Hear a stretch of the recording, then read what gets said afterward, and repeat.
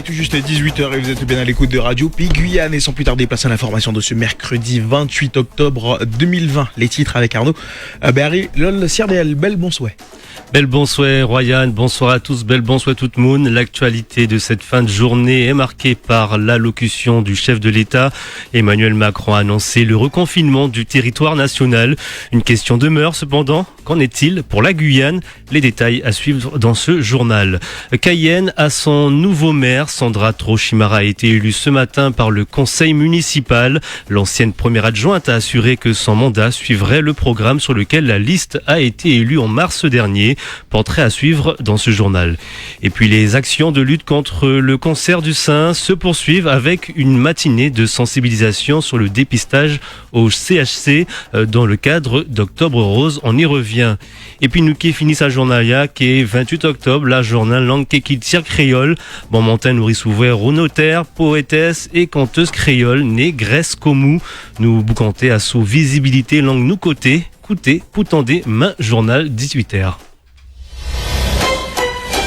Et un journal de 18h également sur le Facebook Live de Radio Pays Guyane. Vous le disiez en titre, Emmanuel Macron a annoncé ce mercredi le reconfinement du territoire national. Oui, un confinement sur tout le territoire à partir de vendredi minuit en réponse, selon le président de la République, à la forte recrudescence de contamination au coronavirus. Une question demeure cependant et pas des moindres. Qu'en est-il pour la Guyane? Les explications, Victor Zamit. La Guyane, comme le reste du territoire national, sera-t-elle reconfinée? Pour l'instant, pas de réponse. Lors de son allocution, le président de la République a seulement évoqué qu'il y aurait des adaptations dans les Outre-mer. On l'écoute. J'ai décidé qu'il fallait retrouver, à partir de vendredi, le confinement qui a stoppé le virus. Tout le territoire national est concerné, avec des adaptations pour les seuls départements et territoires d'outre-mer. Du côté de la préfecture de Guyane, on explique attendre de plus en plus d'informations de la part du gouvernement pour savoir concrètement de quelle manière ces annonces d'Emmanuel Macron seront adaptées dans les Outre-mer et notamment en Guyane. Les préfets ultramarins devraient préciser dès demain les modalités de ces mesures pour les Outre-mer. En attendant, les horaires du couvre-feu ne changent pas et plus généralement, les dispositions de lutte contre l'épidémie restent identiques en Guyane, indique la préfecture. Des dispositions qui pourront ou pourraient être changées en fonction de ce que dira le gouvernement. Réponse demain donc. Merci Victor Zamit pour ces explications. Et en fait d'ailleurs le point épidémiologique comme chaque jour. Oui, un nombre de contaminations qui poursuit sa baisse. 9 cas déclarés positifs à la Covid-19 ce mercredi 28 octobre sur 146 tests réalisés. Alors au total, on compte 10 397 cas positifs depuis le début de l'épidémie. Du côté des hospitalisations, 16 patients sont hospitalisés et 3 sont en réanimation. Et puis on le rappelle, 70 personnes sont malheureusement décédées de la Covid-19 en Guyane. Sandra Trochimara, élue maire de Cayenne. Oui, c'est sans surprise. La candidate adoubée par la majorité municipale a remporté le scrutin ce matin. 36 voix sur 49 membres du conseil municipal. 13 voix sont donc allées à Roland Lomy. La mairie de Cayenne change de tête, mais pas de main, puisque la formation Nouvelle Force de Guyane reste majoritaire.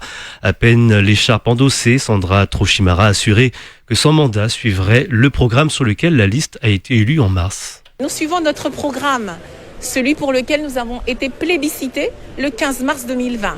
Donc, c'est sur ce programme que les Cayennais et les Cayennaises nous ont fait confiance. Donc, nous sommes dans une continuité. Bien sûr, j'y mettrai ma personnalité, mais nous respectons l'élection, nous respectons la confiance qui nous a été faite le 15 mars et cette élection pour remplacer Marie-Laure Finera-Horth, devenue sénatrice, s'inscrit dans le droit fil du programme que nous avons présenté à la population. Sandra Trochimara, maire de Cayenne, elle répondait à Florian Royer. Mais justement, quelques mots sur la nouvelle maire de Cayenne. Et oui, Sandra Trochimara a donc été élue maire de Cayenne, on vous le disait, par le conseil municipal. Elle succède à Marie-Laure Finera-Horth, sans modèle politique. Mais qui est la nouvelle maire de la ville capitale? Élément de réponse avec Clément Buzalka. Si le capitaine change, le cap reste le même. Voilà le leitmotiv de Sandra Trochimara, la nouvelle maire de Cayenne. Dès son investiture, l'édile donne le ton. La désormais ex-maire de la ville-capitale est sa boussole, son mentor politique.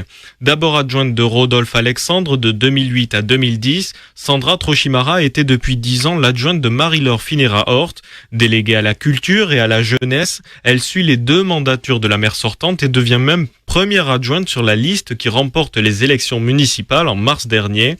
Membre du parti Nouvelle Force de Guyane, celle qui est entrée en politique il y a un peu plus de 10 ans exerce parallèlement la profession de psychologue clinicienne à Guyane Santé. Ce mercredi, grâce à 36 voix du conseil municipal sur 49, elle gagne le fauteuil de maire face à Richard Lomy. À 56 ans, Sandra Trochimara devient donc une des personnalités politiques les plus importantes du territoire. Merci Clément Buzalka pour ces détails concernant Sandra Trochimara. Un appel d'offres lancé pour des liaisons aériennes vers des communes de l'intérieur. Oui, car le contrat passé entre la CTG et la compagnie aérienne interrégionale Express dans le cadre de l'obligation de service public depuis juin 2002 arrive à échéance le 30 octobre prochain. L'intérêt pour la collectivité territoriale sera de contractualiser avec une compagnie qui proposera une meilleure proposition. Une réponse attendue en séance plénière le mois prochain pour une mise en avant à la fin de l'année. Radio Pays, la suite du journal, Arnaud Béhari-Lolsirder. Dans le reste de l'actualité, le projet de réforme du code minier bientôt présenté à l'Assemblée nationale. Et le député de Guyane, Gabriel Serville, compte bien garder un œil attentif sur le sujet, car il concerne directement le territoire guyanais. Le texte préparé par le gouvernement ne le satisfait pas en la matière. Le député pointe du doigt un manque de moyens et une porte ouverte à un futur projet Montagne d'Or, comme le pensent certaines associations écologiques. Octobre Rose, une matinée de sensibilisation a eu lieu hier au CHC. Oui, pour sensibiliser les femmes à propos du cancer du sein, le personnel du CHC a été invité à porter un foulard pour marquer sa solidarité envers les femmes atteintes de cancer. Cela fait maintenant plusieurs années qu'Octobre Rose est organisé en Guyane, mais il reste pourtant encore beaucoup de travail pour que les Guyanaises se fassent dépister à temps, analyse Nadia Thomas, gynécologue obstétricienne au CHC de Cayenne. Les femmes en Guyane sont très peu dépistées. On a des taux de dépistage à peu près qui sont à 35-40% seulement de la population, alors qu'en métropole on monte à peu près à 60%. Donc les femmes sont encore très réticentes, mais au-delà de ça, il y a aussi des problèmes de logistique. Quand vous habitez à Grand Santi, c'est pas facile d'être dépisté. Donc les femmes ne se déplacent pas aussi parce qu'il y a trop de contraintes, et les centres pour faire des mammographies sont uniquement sur le littoral et concentrés à Cayenne, à Kourou et à Saint-Laurent. Donc c'est compliqué pour toutes les femmes de l'intérieur. Je pense que dans certaines communautés, le message est bien passé et c'est une manifestation qui est maintenant bien identifiée, d'autant qu'elle est internationale. Donc même dans les pays dont sont issues les femmes, c'est quelque chose qui existe.